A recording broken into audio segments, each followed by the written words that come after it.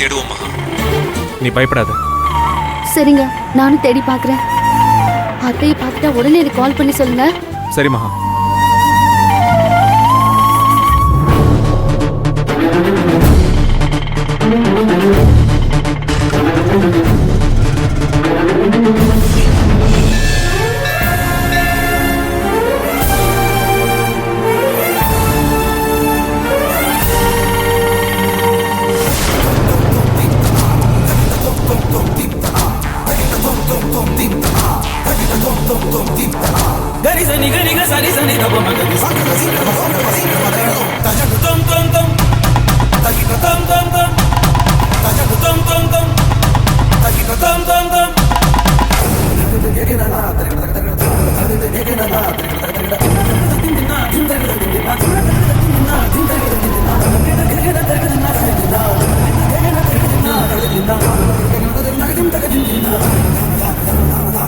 அம்மா தாயே, என்ன ஏமா இப்படி கஷ்டப்படுத்துற?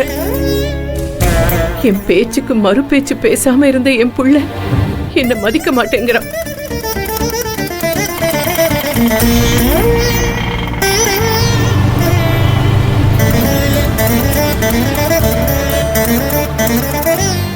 என் புருஷன், பிள்ளைங்க, மருமகன்னு எல்லாரும் என்னை எதிர்த்து பேச ஆரம்பிச்சுட்டாங்க. இப்பெல்லாம் என் வீட்டுல என் பேச்சே எடுபட மாட்டேங்குது.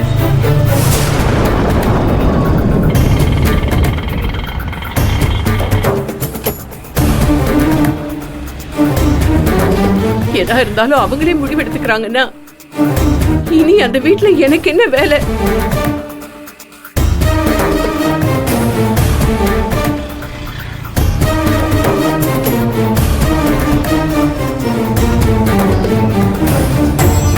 குடும்பம் குடும்பம்னு தான் இத்தனை நாளா நான் என் உயிரை விட்டு. ஆனா இனி அந்த வீட்டுல யாருக்கும் நான் தேவையில்லை. அப்புறம் எதுக்காக நான் அந்த வீட்டுல இருக்கணும்? இனிமே நான் அந்த வீட்டுக்கு திரும்ப போகவே கூடாது. ஏதாவது ஆசிரமத்துல போய் சேர்ந்துடுறேன்.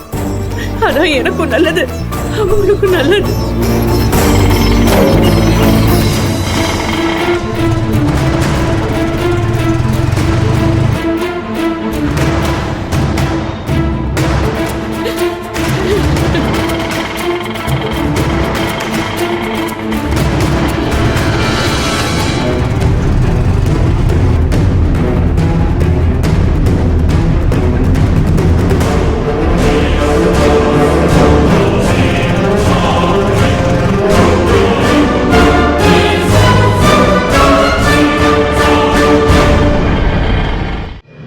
எல்லாம் நல்லபடியா நடக்கும். நீங்க எதுக்கும் பயப்படாதீங்க. அம்மா வாங்க வாங்க. அஞ்சலி அம்மா எப்படி இருக்கீங்க? நல்லா இருக்கேன். ரொம்ப நாளைக்கு அப்புறம் மகனோடையும் மருமகளோடையும் வந்திருக்கீங்களே. கோயிலுக்கு வந்து 1 வருஷத்துக்கு மேல ஆகுதே. வெளியூருக்கு எங்கேயாவது போயிருந்தீங்களா? பையன் மேலையும் மருமக மேலையும் கோவத்துல வருத்தத்துல இருந்தேன். அதான் கோயில் பக்கம் கூட வரல. கோயிலுக்கு கூட வராத அளவுக்கு உள்ள மேல அப்படி என்ன கோவம்? மகனும் மருமகளும் ஐடி கம்பெனில நல்ல சம்பளத்துல வேலைக்கு போய்கிட்டு இருந்தாங்க. திடீர்னு வந்து வேலையை விட்டுட்டு ஹோட்டல் ஆரம்பிக்க போறேன்னு சொன்னாங்க. அத கேட்ட அதிர்ச்சியில அதெல்லாம் ஒண்ணும் வேண்டான்னு சொன்னேன். அவங்களும் ஹோட்டல் பிசினஸ் ஆரம்பிச்சே தீருவன்னு பிடிவாதமா இருந்தாங்க. எனக்கு கோவம் தலைக்கு மேல ஏறிடுச்சு. என்னமோ பண்ணுங்கன்னு நான் கோபத்துல ஆசிரமத்துல போய் தங்கிட்டேன்.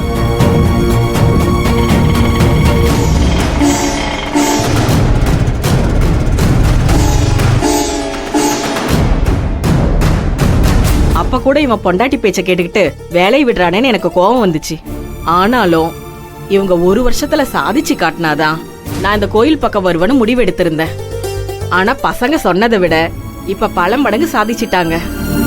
ஒரு ஹோட்டல் ஆரம்பிச்சது இப்ப 2 ஹோட்டல் ஆயிடுச்சு. காரு வாங்கிட்டாங்க. அர்ச்சனை பண்ணிட்டு அதுக்கும் பூஜை போடலான்னு தான் வந்தோம். அன்னைக்கு மகனையும் மருமகளையும் நம்பாம இருந்திருந்தா இன்னைக்கு எங்க குடும்பம் முன்னேறி இருக்காது.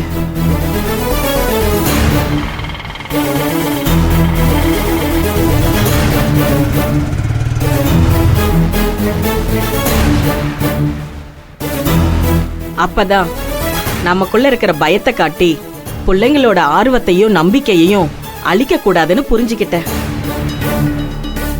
பிள்ளைங்களை ஆசீர்வாதம் பண்ணி நீங்க மனசார சம்மதம் சொன்னீங்கல்ல, அதான் இவங்களை இவ்வளவு தூரம் கொண்டு வந்திருக்கு. அம்மனோட ஆசீர்வாதத்தால இனி எல்லாம் ஏறுமுகம் தான்.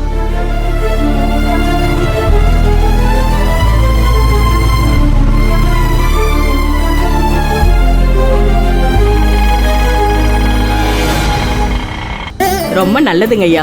பசங்க பேருக்கு அர்ச்சனை பண்ணிட்டு காருக்கு பூஜை பண்ணிடுங்க. தாராளமா பண்ணிடலாம். கொடுங்க. இந்தாங்க. பையனோட பேரு ராசி நட்சத்திரம் சொல்லுங்க. மருமகளோட ராசி நட்சத்திரம் சொல்லுங்க. மத்தவங்க கிட்ட வேலைக்கு போனா குடும்பம் நடத்தலாம், என்னைக்கும் நம்மளோட வாழ்க்கையோட தரம் உயராது.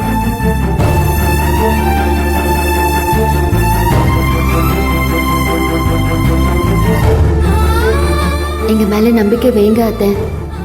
நீங்க அனுமதி கொடுத்தாதான் எங்களால அடுத்த ஸ்டெப் எடுத்து வைக்க முடியும்.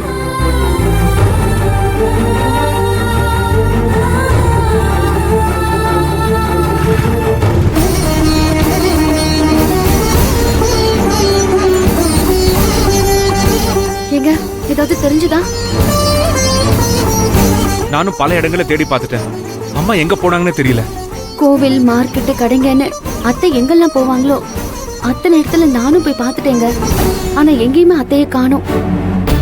இப்ப என்னங்க பண்றது? என்ன பண்றது? எப்படி இருந்தாலும் அவங்கள தேடி கண்டுபிடிச்சுதானே ஆகணும். அம்மா வேற எங்க போயிருப்பாங்கன்னு நானும் பல தடவை யோசிச்சு பார்த்துட்டேன். ஒண்ணுமே தோண மாட்டேங்குது. நேரம் ஆக ஆக பயமா இருக்குங்க. இருந்தாலும் நேத்து நீங்க அத்தை கிட்ட அவ்வளோ ஆவேசமா பேசியிருக்க கூடாது. என்ன மகா பண்ண சொல்ற? அவ்வளவு சொல்லியும் அவங்க சொன்னதையே சொல்லிக்கிட்டு இருக்காங்க. என்னால ஒரு கட்டத்துக்கு மேல பொறுத்துக்க முடியல. நாம என்ன வேலைக்கு போக மாட்டோம் நான் சொல்றோம். வீட்டுக்காக டெலிவரி பாயா கூட வேலை பார்த்திருக்கேன். வாழ்க்கையில முன்னுக்கு வரணும்னா ரிஸ்க் எடுத்துதானே மகா ஆகணும். அதெல்லாமே சரிதாங்க. ஆனா அத்தையோட குணம் என்னன்னு தெரியும்ல. நாம தான் அவங்களுக்கு புரிய வைக்கிற மாதிரி சொல்லணும். நாம சொல்லும் போதே அவங்க சம்மதம் சொல்லணும்னு நினைச்சா அதெல்லாம் எப்படிங்க நடக்கும்? அத்தை எங்க போனாங்கன்னு தெரியல. இந்நேரத்துக்கு சாப்பிட்டு மாத்திரெல்லாம் அவங்க போடணும். எங்கேயாவது மயக்கம் போட்டு விழுந்துருவாங்களோன்னு பயமா இருக்குங்க. நாம இங்க நின்று பேசிட்டு இருக்கிறத விட போய் எங்கேயா தேடி பார்க்கலாம். என்னங்க, உங்ககிட்ட ஒரு விஷயம் சொல்லிக்கிறேன். அத்தைய பார்த்ததும் மறுபடியும் கார்மெண்ட்ஸ் ஆரம்பிக்கணும்னு அதை பத்தி இப்போதைக்கு பேச வேணாங்க. இல்ல மகா, அம்மாவை சமாதானப்படுத்த இப்போதைக்கு நான் மட்டும் வேலைக்கு போறேன்னு சொல்றேன். ஆனா கம்பெனி ஆரம்பிக்கணுங்கிறதுல நீ பிடிவாதமா இரு. அதுக்கான வேலைகளை தொடர்ந்து செய்ய ஆரம்பிச்சிரு. ஓகேவா? என்ன மகா யோசிக்கிற? எல்லா பிரச்சனைகளுக்கும் ஒரே தீர்வு என்னன்னா நாம கம்பெனி ஆரம்பிக்கணுங்கிறத மறந்துதாங்க ஆகணும். அத்தை சம்மதிக்கணும்னு நம்ம சாமி கிட்ட வேணா வேண்டிக்கலாம். அதுக்கு முன்னாடி அம்மா கிடைக்கணும்னு வேண்டிக்கலாம். சரி வா போலாம்.